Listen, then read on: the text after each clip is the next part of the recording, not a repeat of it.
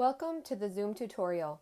In this module, we will learn how to get started with Zoom, how to schedule an invite to a Zoom meeting, how to navigate controls during a meeting, how to keep your Zoom meeting extra secure.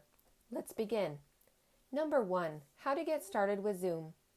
All first-time users will need to download and install Zoom onto their computer, tablet, or smartphone before joining a meeting, which generally takes 2 to 3 minutes depending on your internet speed and device being used. Once installed, joining a meeting is as easy as clicking the meeting URL.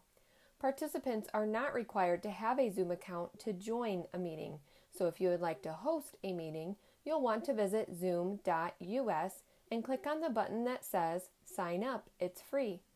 With the free version of Zoom, users can hold an unlimited number of one-on-one meetings with no time limit. However, group meetings of 3 to 100 participants have a maximum of 40 minutes of time for each Zoom meeting. If you need to have more participants or more time, you'll need to upgrade to a paid plan. Please note that at the time of this recording is the pandemic, and along with such, Zoom has some special offers for both educators and telehealth care professionals.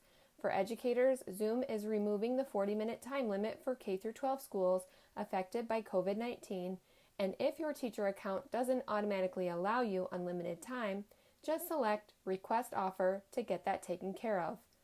Also, healthcare professionals are offered a special pricing package during this time to see patients remotely and to help prevent the spread of the coronavirus with also being HIPAA compliant. You can visit zoom.us/healthcare for those details. Once you've signed up for an account, you'll want to check your email inbox to activate your Zoom. Number 2, how to schedule an invite to a Zoom meeting.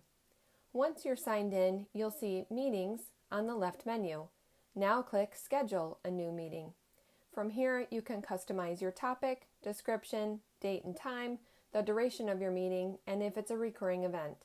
As far as video preferences go, I would suggest always sharing your video screen as the host and allowing an automated prompt for your participants to share their screens upon sign-in as well, since 70% of communication is in nonverbal expressions and body language. However, if you have a special presentation and a really large group of participants, it's actually less distracting to your presentation to turn off everyone's video. As far as audio goes, it's nice to have the option for people to sign in with both computer and phone as an option.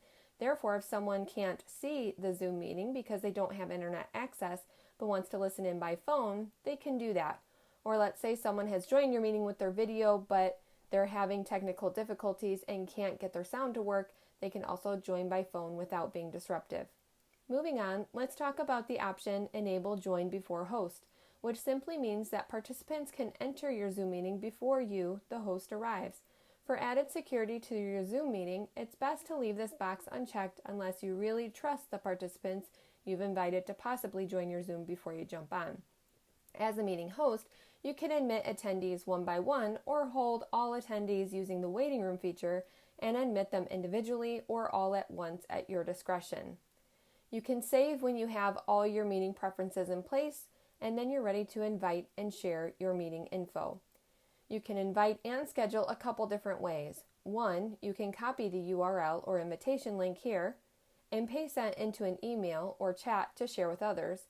And 2, you can simply add the Zoom meeting details and link straight to your calendar by clicking on your preferred calendar platform. For extra security measures, do not share your Zoom meeting details publicly on social media. If you want to open up a Zoom meeting immediately, just click Host a Meeting in the upper right-hand corner and then click Participants down below.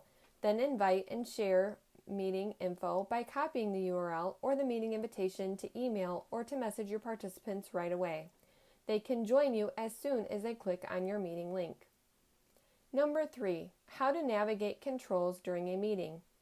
As a host, when you click on participants, you can manage each or all of your attendees to join as muted or not, as well as permit them to join using video or not.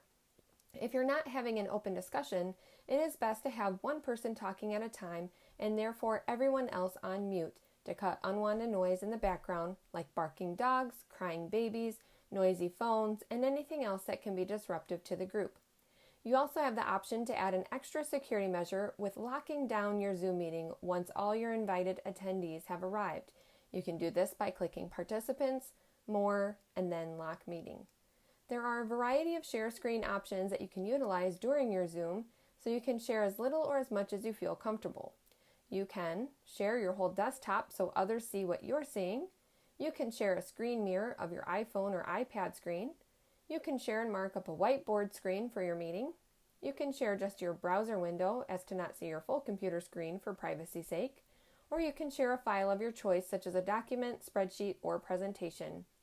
You can also record your session as you're Zooming so you can review it later or share the replay afterward with anyone who might have missed your meeting. With Zoom's basic free plan, your recordings will save right to your computer, and with the paid plans, the recordings will save to the cloud in your Zoom account. As a participant, typically you can mute or unmute yourself as needed, as well as turn your video camera on or off. You can also change your background scenery by clicking on the arrow next to video if you want to spruce things up a bit or hide what's behind you in your house. It works very much like a green screen, even if you don't have one. Another feature that comes in handy is the option to chat during the meeting, so participants can instantly message questions, comments, or share files with others. Attendees can post messages to all or to individuals directly, depending on the meeting settings. Also, during the meeting, you have the option to switch views from full screen speaker's view or video grid layout as seen here. If you have too many participants on your screen, you may have to scroll or swipe to see more participants in your meeting. As a participant, you can leave the meeting at any time, but if you're the host and the meeting is over, it's best to choose End Meeting for All. And that's how you start, manage, and end a Zoom meeting. But before we're done, let's cover some extra security measures. Number 4, how to keep your Zoom meeting extra secure. Zoom bombing occurs when hackers hijack the Zoom meeting, taking place with often highly inappropriate and offensive behavior. If meeting hosts don't disable certain settings, members can take control of your screen. All the extra security measures have been mentioned throughout this tutorial, but just to recap, you can take some extra measures of security by creating a separate password for each virtual meeting, establishing a Zoom waiting room for meeting participants, locking down the meeting once everyone has joined, and not posting publicly your meeting links on social media or any other public forum. This tutorial has covered the free basic Zoom account features. More options referring to the paid plans can be found at support.zoom.us. For further assistance, please set up a one-on-one tech appointment at the Milton Public Library at 608-868-7462 or check our current program guide online for upcoming Tech Talk classes. Thanks for watching.